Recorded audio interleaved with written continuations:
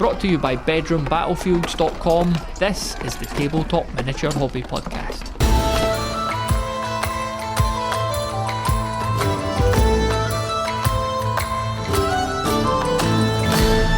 Welcome back to the podcast, Mark. On for your third time. It's your hat trick, isn't it? You've got the match ball under your arm and you're waving to the fans, if there was fans, which there's not.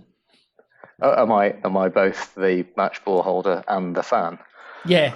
Okay, I'll go with that. There's just a mirror, cool. and you're kind of applauding yourself and holding a ball, and it's got a bit. That's not a good look, is it? No.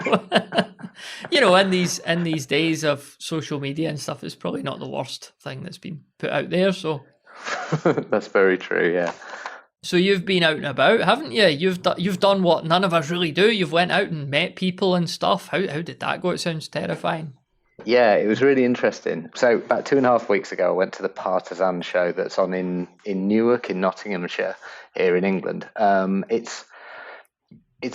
It is, from what I understand, one of the biggest shows that goes on in the country in terms of kind of independently organised shows. You know, they've got all sorts of people there, different manufacturers, probably a little bit more on the kind of historical miniatures side of things, a little bit more, but there's still loads of fantasy and sci-fi stuff there. But it wasn't affiliated with any games company or anything like that. So it's just an independent show at a big county showground in just a massive hall.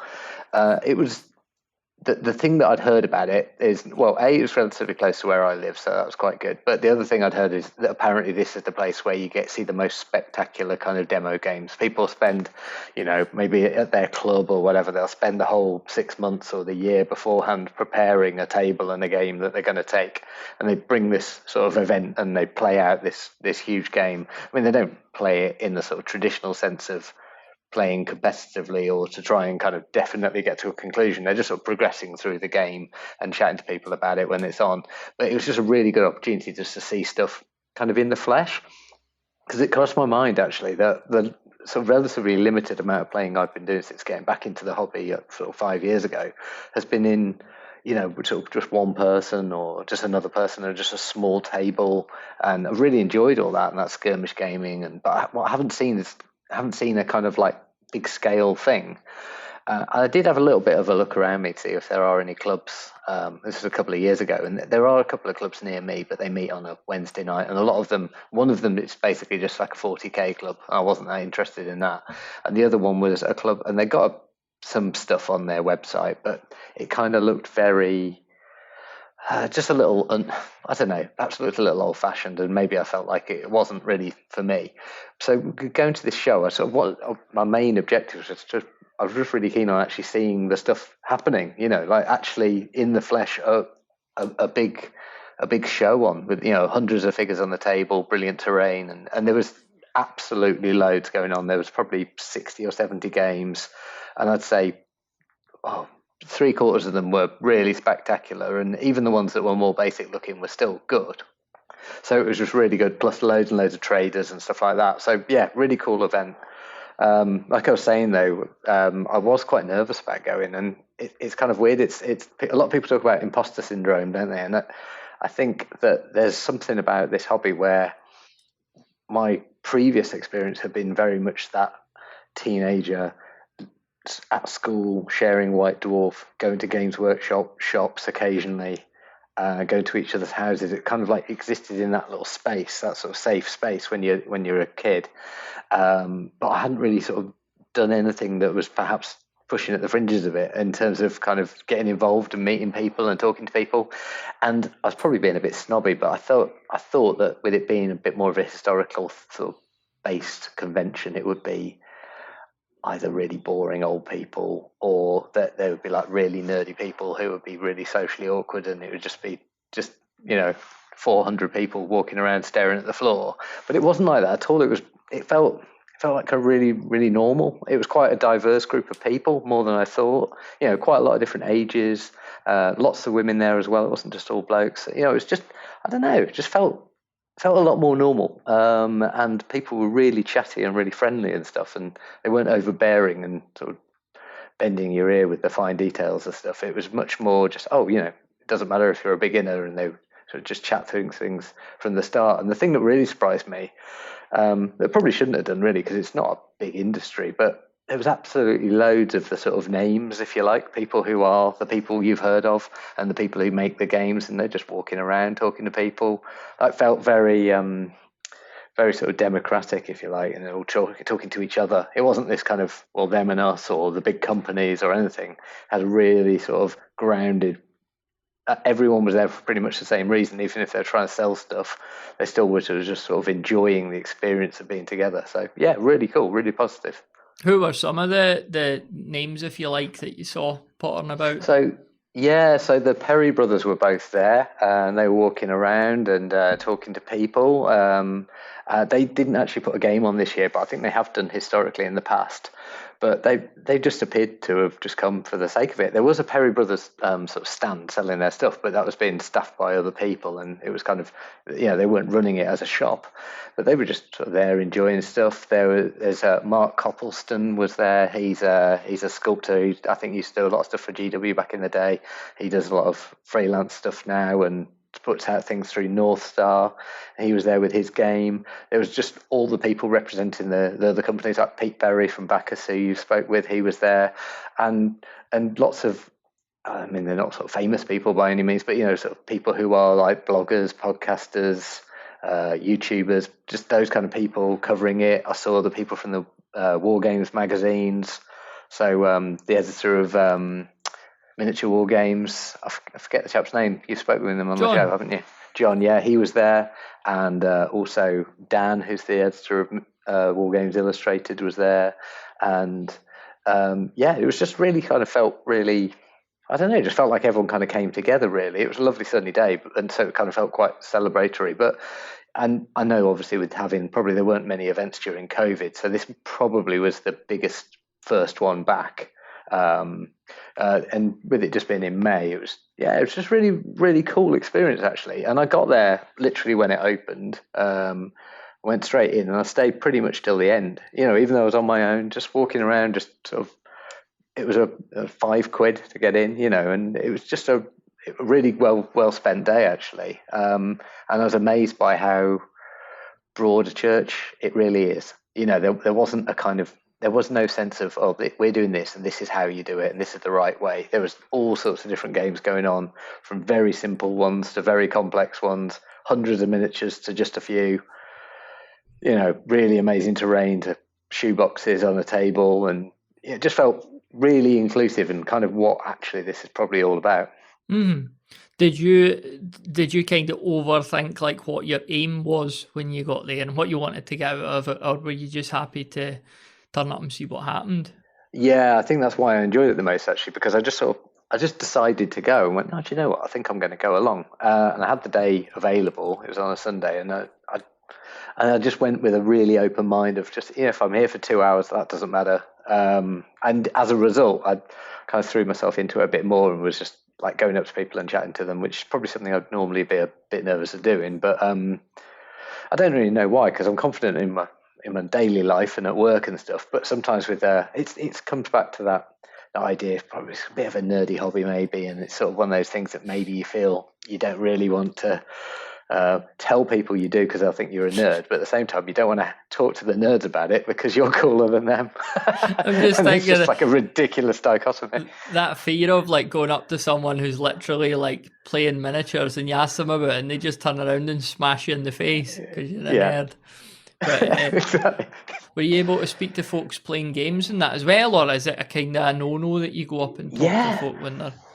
So the thing with the playing games thing is they basically are just, well, they must know what they're doing quite well with the set of rules that they're playing, because they were able to basically be talking about it in this really loud environment with people walking past, and you just think, oh, I don't know how they're concentrating on it. So they're probably more just kind of procedurally moving through the game so that they can show it going on.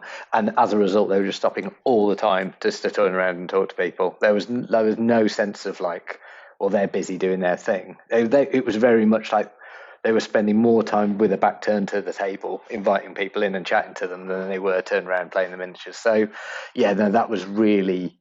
It was actually harder to speak to the traders because, I mean, it was like a big shopping experience, and there must have been 50 or 60 traders there. So and there were people with bags and bags of stuff, and the prices were really like, there were some good offers on, but also you wouldn't pay any more than you would online, and yet you don't have to pay any delivery. So if you want £5 worth from 10 different people, you can go and do that somewhere like that, because it's like a big marketplace. So yeah, but the welcome from the people who were putting on the games, it was really noticeable. Some of the games were participation ones as well, so you could sit down and have a go at them. I had a little play with a couple of things, but not for just like a turn or so, and that was cool. But there was an opportunity to get involved in a game that I was kind of keen on, but at the same time I didn't know whether I wanted to fully commit to doing that. But in retrospect, looking back, I think, I should have done that. I should have just said, I'll spend 2 hours and I'll play the game in full. Because that would have been a good opportunity, but I don't know. Probably do that next time of feeling more courageous. I think we maybe spoke about this before, but like when you used to see the old White Dwarf magazines, and again I'm going through all mine again, and there's photos of their games days and stuff, 1995 and years like that, and you've got, looks chaotic, you've got what appears to be just a massive crowd of people around this table, and like everyone's over the table, there's like 10 people appearing to be playing, everyone's got the bowl cut and the bigger less t-shirt and that, and there's just like dice everywhere, and it looks absolute chaos. I always wondered, like, were they actually playing this, or is it just a big old rammy? I don't think I think it's almost like lots of different games going on. So there was this one table that was amazing. This game called, what's it called? I'm going to forget what it's called. It's called To the Strongest. It's a set of rules that's kind of on a grid. So although you don't really see the grid, it's quite simplified. You just sort of move. So it's designed for like mega battles, so it can kind of move speedily. And there must have been something ridiculous, like 10,000 figures on this like 30-foot long table. It was absolutely insane. But there was probably 10 people playing at each side, and in a way they were just playing each other opposite. So it was a bit more like in tennis doubles sort of thing. It kind of had that feel to it. But yeah, I think that some of the games, they were being played properly, and others of them they were just sort of moving stuff around really for the sake of the show. I asked this one guy about what set of rules they were using, and he was like, we're just kind of not quite making it up as we go along, but it was just a heavily adapted thing. And they were just like, we just keep it really simple for the sake of the show. So, move and shoot, and that's basically all you can do type of thing. They weren't worrying about the sort of gamey parts of the game. I think they're more just trying to get people just to look at it and go, oh, that looks interesting, I could do that. And I guess that's probably what those games days were like in White Dwarf. It crossed my mind. I never went to one of those games days. And I always wanted to. I don't know why I didn't ever go. But there was something about just actually seeing a big table with loads of miniatures on when I walked in the thing. And I thought, actually, I've never actually seen this. I've only ever seen, something like maybe in the back of a shop where they've got like a small game of something going on, and it might be like 50 miniatures each side or something like that. Never actually seen like hundreds and hundreds. And it really does kind of make you think, wow, this is, on one hand, really inspiring, but on the other hand, a bit overwhelming. And it was just really nice to chat to some of the people, because I was talking to some of them about, these huge games and like you're saying, that kind of chaos of it all. And they're very much explaining how it's kind of built up over time. And they just, you can do it. There's no right way of doing it. There's no wrong way of doing it.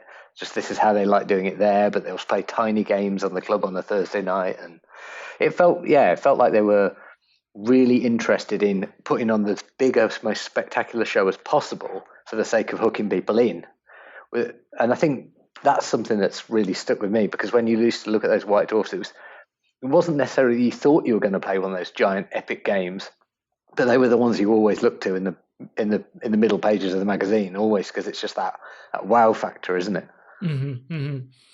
I think there's tremendous value in these events, because, well, if you look at it from a game creation point of view, the internet is such a busy place. There's all sorts of brilliant games available, Kickstarters, this whole thing. There's just, I'll never ever look at that, because I expect I would just get right into it. There must be so much cool stuff just out there, to be backed in that as well. So I know these real life events are busy, but they're busy in a different way. Like there's, you're getting to see stuff I'm actually reading it now.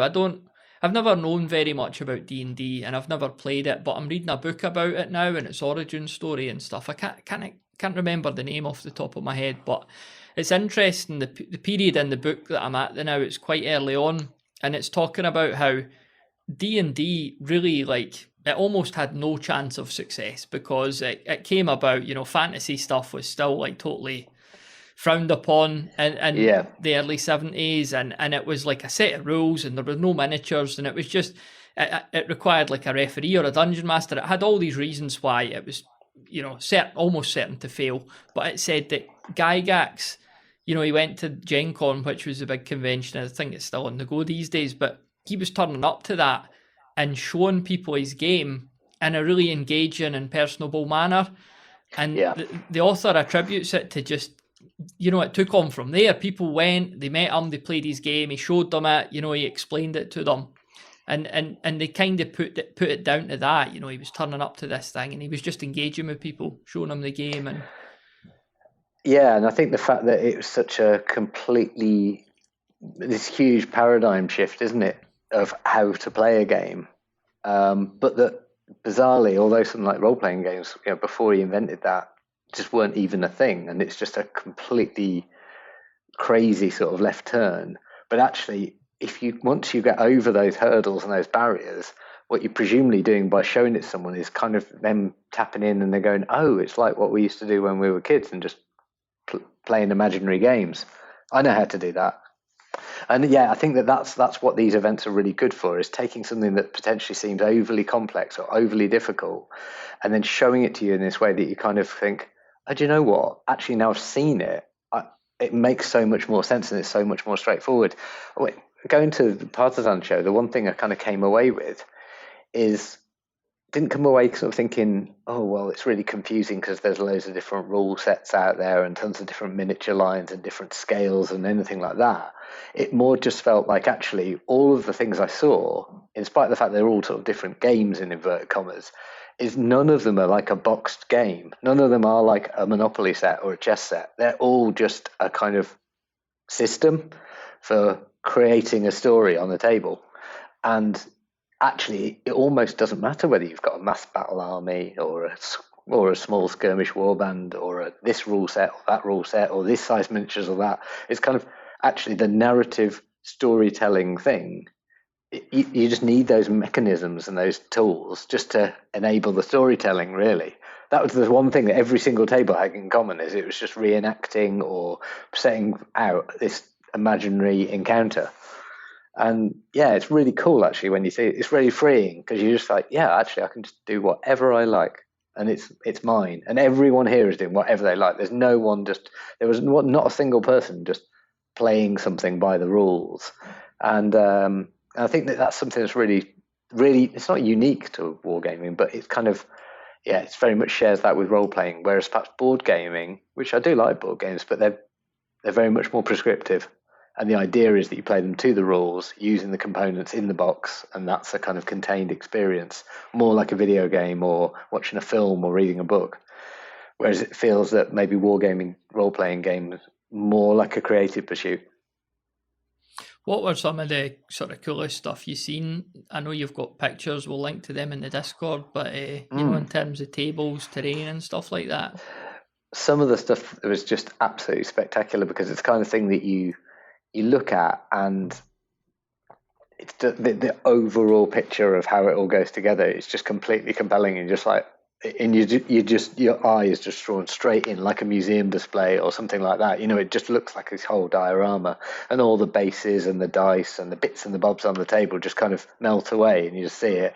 There's just this absolutely brilliant one that was like an American Civil War thing put on by a guy, Dave Andrews, who used to do a lot of the White Dwarf terrain, and he wrote the terrain books for GW, and his stuff was just absolutely superb. But there was this huge epic Armageddon thing, so they've 40k epic, and they've got this massive table that's all 3D printed, and that was just amazing as well. But there's also some like really simple things, like just some tables where people had just designed stuff and just used things in a really interesting way. Like there was this sort of Doctor Who themed one, and they just basically got It's like kind of a cool like meta terrain thing, because what they've done is got household things and spray painted them silver, and it looked like how the Doctor Who stuff looked in the 70s, if you know what I mean, but in miniature form. It was just very, very clever.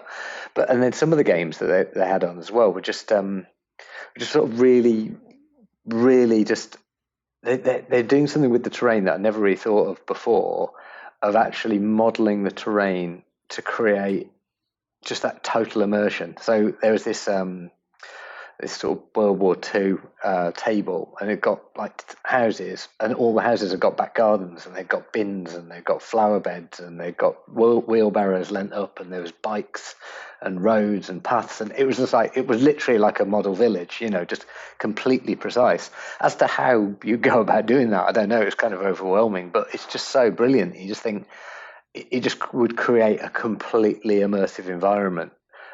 The thing with it, though, that was also cool is they had a lot of people who had stuff that was hugely more modular, just great big cloths and great big kind of things. I think that the idea of using really long tables and using tables in different shapes was quite interesting as well. There was a cool thing that was like a star field, and it was like on a great big, like almost like bin liner type fabric laid out. But it looked really good, actually. And this guy who'd made a thing which was, it's like tanks driving around, and there was just these cardboard shoeboxes representing buildings, and it was just like, went from one extreme to the other, but everything looked like it got loads of care gone into it. And I didn't feel at any point that anyone was doing it just to sort of show off. It felt like it was all in pursuit of trying to tell that story better. Did you see any rule sets or games or that piqued your interest to the point where you might be buying anything, or did buy anything? I bought, what did I buy? I bought some 3 boxes of Perry miniatures and something else, something really cheap. I can't remember what it was. The thing that I saw that was the most sort of inspiring really is there's this game called Strength and Honor. That's a Roman themed ancients game, but I mean you could use it for anything of that sort of era really. It's just a rule set as a book really, but it's all based on using 2mm figures, which essentially aren't even figures. They're kind of like, there's a base, and then there's this kind of metal sort of blocks that are dimpled, and they have this illusion of looking like a block of Roman troops, absolutely tiny, 2mm high. And there's other ones that are like barbarians, and they're much more in sort of like cloud-like shapes, sort of much more raggedy. And it's this really zoomed out view of the battlefield. But the way the rules work is really clever, because it's all quite simple, but it's a lot more based around like actually that really high level of command. So you kind of like, you tell them to go off and do stuff, and then they'll just kind of continue and do that. So you're not doing loads of micromanagement, because the idea that you're seeing this battlefield with like 10,000 troops from really high up, you're more just trying to kind of generally coordinate what's going on. And the guy who's written it was explaining to me that it got this quite clever system where you essentially accruing cards every time things go wrong. So every time you have to take like a morale test or something bad happens, you have to take a card. You don't see what the value of that card is, but you see the cards stacking up. And your army has got a breakpoint that's a number. And your opponent can call at any point whether they think you've got enough cards, and the cards are numbered themselves to add up to the breakpoint number. You might have collected loads of low number cards, and so it won't, or you might have collected just a few high number ones. And so it was just really cool, because it was much more around like what a general at that level would really be doing. It just really fascinated me, because I thought what they haven't done is just gone, oh, we'll make the troops small so that you can play, in inverted commas, a bigger battle. They're actually saying, well, what would it feel like to play a bigger battle? Because I think that's probably possibly a kind of a bit of a criticism of some rule sets is they're kind of like, they might be like a mass battle game or a skirmish game, but they're kind of actually the same. They just require you to use more plastic figures. Mm-hmm. But they don't actually do anything different. And I thought this was a real fresh take on it. And people I speak to about it who had played it were saying it was absolutely amazing. Just a really cool game. Not something I'd normally think about. It was, in a way, it was a bit more like a board game, though, to be honest, because it had this sort of flat kind of feel to it, because you were so zoomed out. But yeah, just really cool. Just what was that called again? It's called Strength and Honor. And the guy who wrote it is a guy called Mark Backhouse, who's a history teacher. And I think he's a war gamer, obviously, but he's just come up with this system that's just really unique, and it did feel like a genuine fresh take on the actual kind of concept of the rules and everything as well. So I thought that was really interesting. What else did you sort of see around there? Like, you've got your games taking place and you've got your vendors and that. Was there anything on top of that, or was that just enough to fill the place, basically? Yeah, there wasn't that much, actually. I thought there might be maybe a kind of, like you might get a conference or an event. I thought there might be a sort of panel bit or a little bit where you can go in a room and someone will do seminars or something like that. They hadn't got any of those elements to it. It was just, the participation games in one part, the demo games in the other, and all the traders. So it sounds a bit simple in a way, but I think it was just how long you could spend with people. Essentially, what almost everyone was doing was just talking to each other. And that's what felt really good about it. It just felt like a coming together of people. Just, some people who knew each other, some people who didn't, but just to kind of really go through what was going on. And I don't think anyone sort of necessarily will have done that much that day. They will have just, but they've just been together and just kind of sharing in each other's company and each other's enthusiasm. It was really cool, actually, from that point of view. I think the one thing that would be a really cool addition to it would be to have, if you were able to have some sort of seminar thing, I think it'd be really interesting to hear people talk, like the Perry brothers or something like that. I would have definitely wanted to go into a session if there was something going on. But as it stood, it kind of played into the very kind of democratic nature of the community, how it just felt like everyone was just kind of communing together, really. It didn't feel like it was a led session or that we needed to listen to these people because they're more important or anything like that. It just felt like just a community event. So I thought that was, positive in lots of ways. And there definitely wasn't any kind of competition element. There was no one there, there wasn't a tournament type part to it or anything. I suppose it's one of the things that organisers will consider with, talks or panels or that. There's, on the one hand, the school of thought that, you don't go to these things to talk, to sit and listen to somebody talk, because you could do that any time of the year via podcasts or videos or whatever. But on the other hand, you could say that if you put a talk on, you could have a bit of audience interactivity. You could do a bit of Q&A, or you could also, if you've got famous people, within the industry in the same place, you could get a panel and you could get them all talking to each other.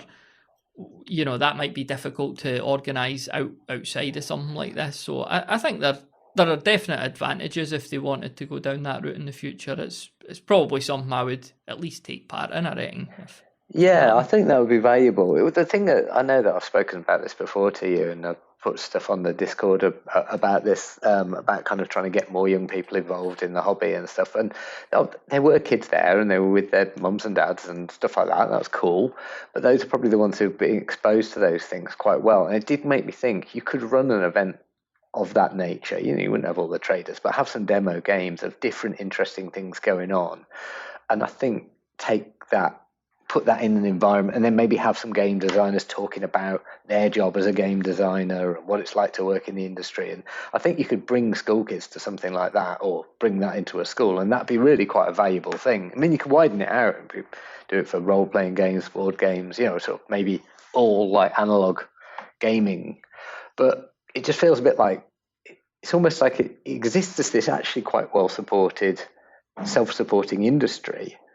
But the only people who get into it are the people who just appear to have had that kind of gateway opportunity to get into it. And I suspect that there's probably too few people who are now being kind of having that happenstance, that moment where, someone mentions that they're into this hobby or whatever it might be. It felt like a really nice community, but a community of all the people who were there all understood and they all knew what it was.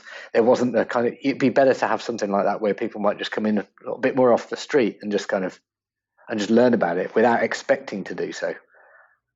And maybe it doesn't, that's something that could be developed in terms of an event. Mm-hmm. Was the venue somewhere that's off the beaten track in terms of you're unlikely to get just a walk in or that? Yeah, it'd have to be quite big, wouldn't it? So it was like a county showground building, and there was just like a massive exhibition hall on this county showground that you went and parked your car on the grass and walked in, and you wouldn't be there unless you were there for that. Absolutely, there was no banner advert outside. You needed to know it was there. It was absolutely chock-a-block and did really well. But that's because they've already got a reach in a community, and the magazines and the whole the media, the established war games media know about that event, and it's a big thing. But I don't think that the percolation to the sort of wider public is there. I think that's something that I think would be quite cool. I remember hearing someone talking about a war game show that's on in, I think, Leeds, and I think it's in part of the Royal Armouries Museum. And so they kind of have that benefit of, like, essentially, if you've got into the Armouries Museum that day, on that Saturday or whatever, then people will just wander through that bit and actually see, what's going on here? And it's like, well, if you're already in an Armouries Museum, you're probably vaguely interested in something similar. I think that it's just those opportunities to kind of get it in front of more people, because when you actually see the games and see stuff for yourself in front of your eyes and on that scale, even if it's not what you're going to do, this sort of inspiration is not to be underestimated. And I'm sure that's why GW used to have those great big games days back in the 90s, just because, and all the shops, because they recognise the power of showing it. And even in White Dwarf, like all the photos, the sort of best photos weren't necessarily all the posed ones. A lot of the photos that were really nice were the ones where you saw just like a filing cabinet in the background, and like, people who work at the head office playing a game in, scratching their head, and it'll just be a little caption about, Andy Chambers just trying to work out what to do with his Eldar or something. And it felt like you were kind of getting that view. You were sort of like being transported into their world and seeing the game being played. It comes back to what you're saying with Gary Gygax. It's like, show the game being played, because in abstract, these games are potentially just really confusing. Mm-hmm. Are you still thinking you're going to bring out your lead in August? Is that that's not too far away from where you've just been, is it? Yeah, it's actually nearer to my house than that one was. I sort of went past where it is. I am thinking about it as to whether I can make it or not. I'm not 100% sure at this stage. But if I do go, I'll probably just go on the Saturday. I don't know what's different about that event and how that works and what it's like, but I'm sure that any sort of nervousness I had about the sort of welcoming atmosphere, or that's something that I was proved wrong on. Really, it was really inclusive and warm welcome at Partizan. So I'd like to go along to it. I think it would just be really interesting to see how that works. And I had a quick look on their website. It looks like they're actually moving from that premises, Foundry are. So that's actually going to be the last one that's on in that building. So it might be a cool opportunity to go to that place, because apparently it's really cool. Yeah, I'm really wanting to go to it myself, but this year's just been nuts for us. We've had I'm 40 this year, and we planned a couple of wee breaks, and it's just been one of the years now where I'm looking at the calendar and I'm thinking, Christ, there's not very many months where I've not got anything on, and you do need to. I mean, you can't afford to do everything. No, it's not very near you either, is it? Nah, I would have to get. The train looks pretty straightforward from Edinburgh, but then you need to get out there to the venue and that as well. If I was doing it, I reckon I'd leave very early on the Saturday and try and spend the Saturday and maybe travel home the Sunday. But at the moment, I'm probably erring on not being able to go, unfortunately. Yeah, I think that's the way that so many of these things are as well, isn't it? Because real life gets in the way. I was hoping to go to the UK Games Expo, which was on last weekend. But, you can't do everything really, can you, when you've got kids and you've got family and you're trying to do these things. But and I've been spending more time painting recently, which I've enjoyed. But at the same time, I'm conscious of the fact that I can't just only do completely pointless geek nerd things for me, and not contribute as a active father and husband to my family. As we wrap up our chat, then, what are you painting at the moment? Like, what are you working on? So I've got this it's kind of weird actually, because it felt like a bit of a mad, harebrained idea. But I decided that I really wanted to paint some sort of like 19th century stuff, just because I thought that these like Napoleonic uniforms and the bright colours, they just look really cool. But I didn't want to do any Napoleonic wargaming as such. But I was just like, oh well, why don't I do something that's kind of just imaginary? And then rather sort of ridiculously, you kind of go down a rabbit hole and you realise that actually wargaming really started with like H.G. Wells writing this Little Wars book, and people in the 60s and 70s writing all these wargaming things, and pretty much all of them were based on these imaginary nations, and the idea of it being historical is quite a new thing really. So I just kind of embraced that. I was just like, right, I'm just going to buy some cool models and just going to paint them up. I got a bit carried away and ended up buying more than probably I intended to, but I just really had this vision in my mind of just painting up these huge ranks of infantry and cavalry and artillery, just with all the bright colours and having no rules in mind. I'm not worried about what I paint, what colour, and I'm just whatever looks good, and just making up these kind of. And I might then start doing a bit of story world building and think, oh, where are these people from and what country are they, and putting some magic in so it can still be a bit fantasy-ish, and just kind of making it my own game, if you like. And yeah, I'm just sort of doing it. And actually going to Partizan was really helpful because it made me realise that's almost what everyone's done there. They've all gone, I just want to do this. I want to have a game where there's going to be like loads of elephants. So I'm going to do an Indian mutiny or something. And people are just do what they want. And it's really freeing actually, just to be able to just paint whatever you like. And I've been rattling through it all, not worried too much about the standard, just more about just getting it looking good and just having fun. But I've then got to work out where to store it and where to play it. But, that's a problem for another day. I'm just on the train at the moment, enjoying it. You're going to get into Silver Bayonet or that with these figures? That'd be an opportunity. Well, it would, but I think you only need 10, and I've got about 450. So I'll probably you'd definitely win then, wouldn't you, if you've got one of the guys?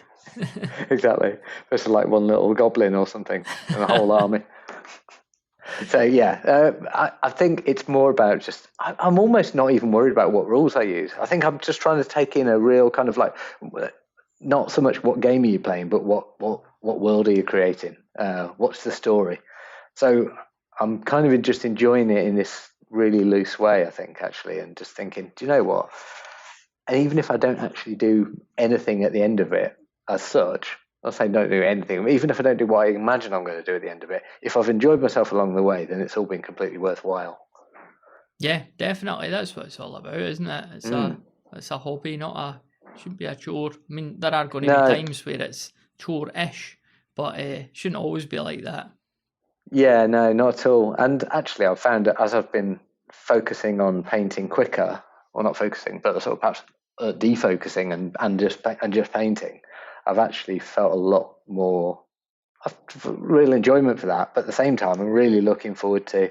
I did buy at Partizan. I bought some figures that are like what they call Morris men, and for a kind of bit of a folk horror Wicker Man-esque kind of warband. Not Morris Dancers. Yeah, Morris Dancers. Yeah. Oh, Morris Dancers. Yeah. And there's like a guy with a hobby horse and all this kind of stuff. And I've got this sort of May Queen type woman. And a scarecrow guy. So I'm kind of going to go in for a full kind of Wicker Man style warband for maybe Frostgrave or Song of Braves and Heroes or any of those systems really. And I'm looking forward to painting those with like more detail and care, individually. And it's been a real good palette cleanser. I could imagine some sort of like West Side Story parody where it's Morris Dancers, in West Side Story they do that, like they're all dancing each other, the gangs and stuff. Is it West Side Story? Yeah, that'd be pretty. Yeah, it is. But instead it's like Morris Dancers dancing up to I don't know, Cthulhu or something, and he's just not sure what to do about it. He's just doing a hacker. Yeah, that'd be weird. Morris Dancers versus All Blacks. Makes you proud to be English. You're all right. You're Scottish. You got like you got. Yeah, exactly. He's one of ours. Great to chat though, Mark. It's great to hear about your experiences there, and like I said before, the Discord's got all your cool photos in it as well. So I would recommend that folks. Yeah. There's some good pictures actually. even if they're not the best taken pictures, what I took pictures of is spectacular enough. It was ace. Yeah, good place to go. Highly recommended. Thanks very much for listening to this episode of the Tabletop Miniature Hobby Podcast. If you enjoy the show, then please do share it with someone else you think might enjoy it too. And be sure to check out our Discord community of like-minded hobbyists, which you could find at bedroombattlefields.com/Discord. It'd be great to see you in there.